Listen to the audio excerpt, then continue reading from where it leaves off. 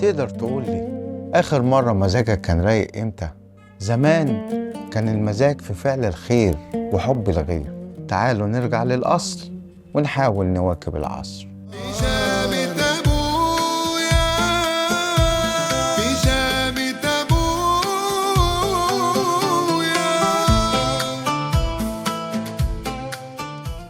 يا مساء الثبات في زمن المظاهر والترندات، اللي قلبه بالأصول عمران ما يهزهوش لبس ولا ألوان.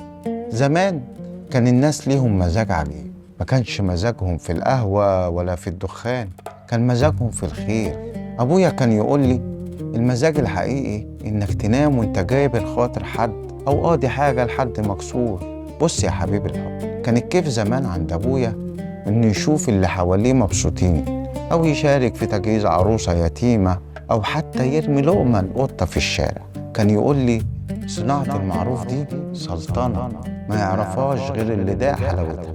كان بيلاقي كيفه في الدعوة الصادقة اللي طالعة من قلب محتاج، وكان بيقوم من قعدة الخير دي ووشه منور وكأنه ملك الدنيا وما فيها. تعال بص بقى لمزاجنا النهاردة، بقينا بنجري ورا كيف مغشوش. مزاجنا بقى في المنظرة بالعربيات، أو في سهرة حلوة تخلص في الصباح الباكر والنفوس تعبانة وفاضية. بقينا نلاقي كيفنا في إننا نعلي على بعض أو نكسر بخاطر حد عشان نبان جامدين والعين تبقى علينا.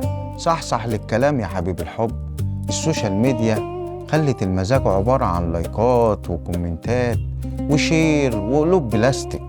نسينا إن روقان البال بيجي من القلب اللي بنطمنه، مش من الصورة اللي بنصدرها. اللي يدور على كيفه في أذية الناس بكرة الدنيا تضيق عليه، ويدور على لقمة خير تنجيه ومش هيلاقي. فعل الجدعنة والخير هو المزاج العالي.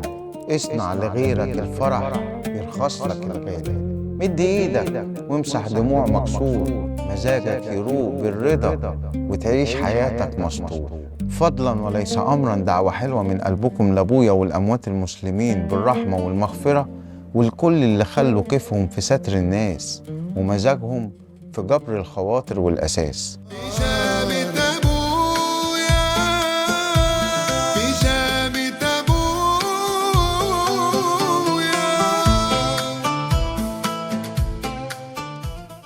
خلاصة الكلام يا حبيب الحب، المزاج نفوس مش فلوس، وكيف الجدع جبر مش قهر، واللي يسقي الناس شهد معروفه ربنا يحلي أيامه ويزيل خوفه.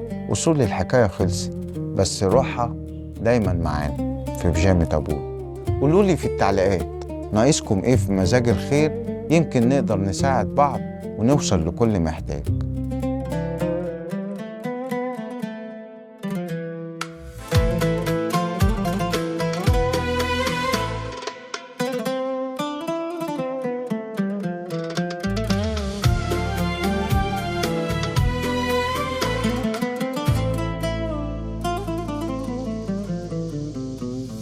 يا بيجامة أبويا، يا بيجامة أبويا، ريحة زمان في كل خيط تجمعنا وحكايات بتاعي فيها الدفا وكل الأسرار، والضحكة بتروي المشوار.